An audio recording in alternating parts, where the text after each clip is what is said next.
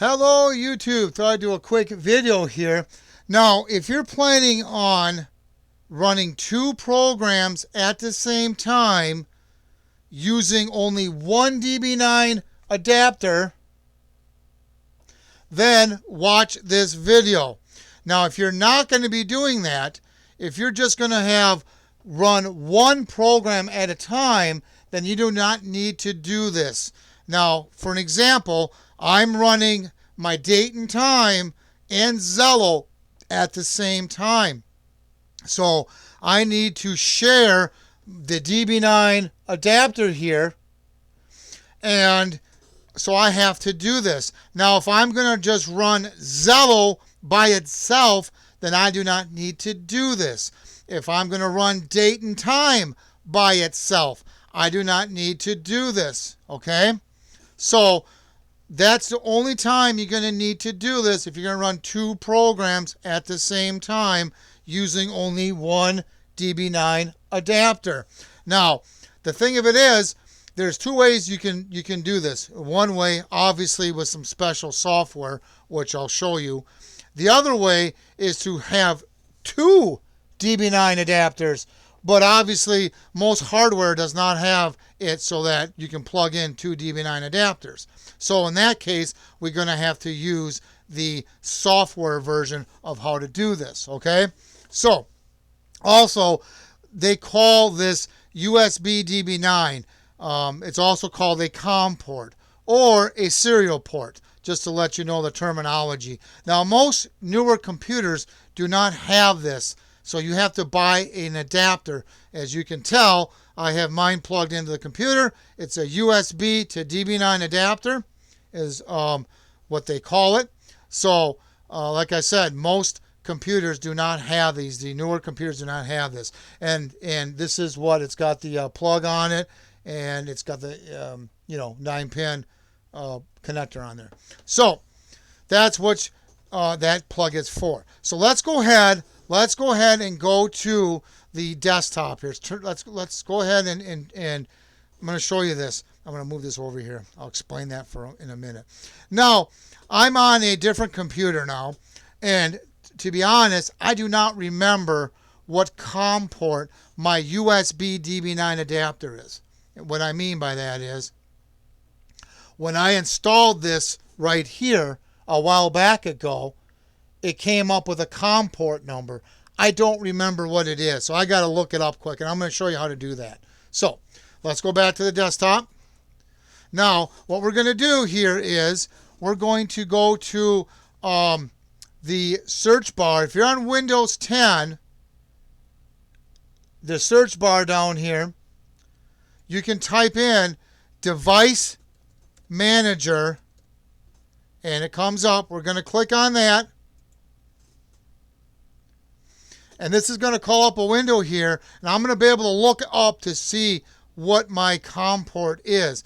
Now I'm going to scroll down to ports, and I'm going to double click on this, and now it's going to come up. Now, in my case, I have more than one USB being used. So that's why it's showing two. If you only have one, it should only show up one here. But I know that my other one that I use for something else is COM port 4. So I need to make it, this one that I just showed you, I need to make it, I need to make a note of it that's COM port 3. So I got to remember that COM port 3 is what I need to assign this to. So I'm going to show you that. So make sure you know what COM port your db9, your USB to db9 adapter is on. So make sure that you know that. So we're going to close this out. In my case, it's COM port 3. We're going to close this out. Now I'm going to post a link to the software down below in the description. Now I'm going to tell you, this software is free with limitations. Just like everything in life, nothing's always totally free.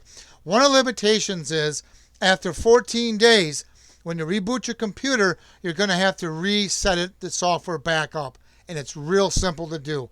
It's like 2 clicks, 3 clicks, and then you're done. But just keep that in mind. After 14 days, if you reboot your computer, you're going to have to redo this step. Okay? So I just want you to be aware of that now so that you know that. So when you install the software, there's going to be 3 icons that are going to come up. Okay? We don't care about these 2 up here. What we care about, I'm going to move it over to the side, is the virtual serial port tools is one that we want. Okay? Now, when you double click on this, it's going to pop open a window here. And my 14 days are up, so I got to hit this continue with limitations. Now, we're going to scroll down until we find shared right here. This is what we want right here. Shared ports is what we want to do. We're going to click on that. Now, remember, I have 2 of these installed, so it's going to come up. Like I said before, mine is going to be on COM port 3, so we're going to select that. Now, down here, it lets you, the free version, I don't think you can change this. So it's going to be COM port 1. So we're going to hit create. Now, since my 14 days are up, I have to check boxes, check this box stating that I do realize that after I do a reboot, I'm going to have to redo what I'm going to do now. So that's what that box is for. I'm going to hit OK.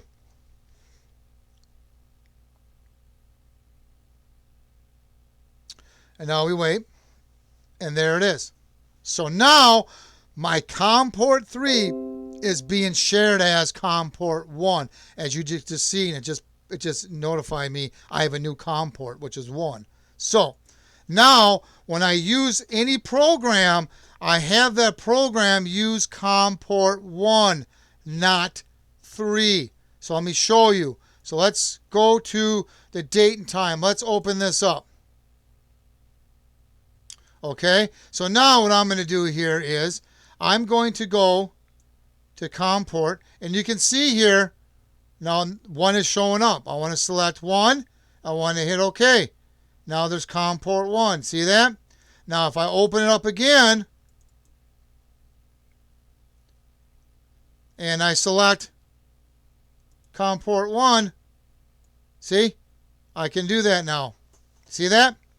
I can keep opening up this program many times I want. As long as I select COM port 1, that's the virtual COM port, I can share this one COM port with many different softwares. Okay? So that's what's neat about it. Now, if you don't do this, let's close all this off. Let's go back to here. And I'm going to remove this.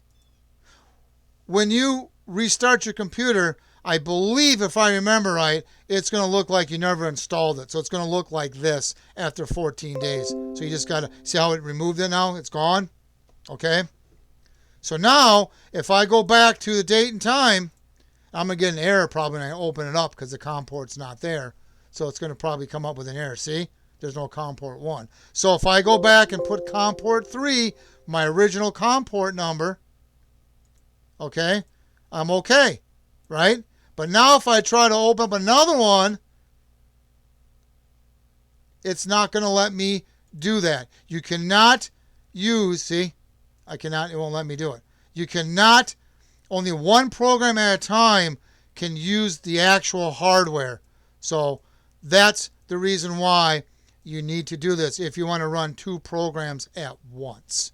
If you're not going to run 2 programs at once, then you don't need to do this. So I'll post a link down below to the website that has this. If you know of any free virtual COM port software, please post in the comments. That'd be great.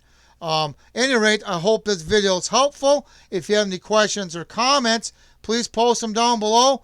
Please subscribe. Thank you and have a good day.